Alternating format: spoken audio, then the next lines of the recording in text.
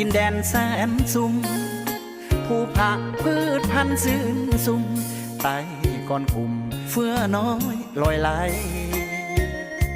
ทงทามอุดมอ่างน้ำจิ้มทะลาเย็นใสปูปลาล่องลอยเล่นไข่เสียงนกเลไลวีดวิวพนาแสนสุมสุขหล่อแหล่งเกิดก่อเข้าข่าวสาวงามมาละญาติวาดคุณธรรมอ่อนน้อมพร้อมพำเหลือเอ่ยวาจาหากไปเยี่ยมเยือนเหมือนได้เข้าวิมานสุขาเจ้าขุนมุนนายขายข้ายังต้องมาสยบหัวใจ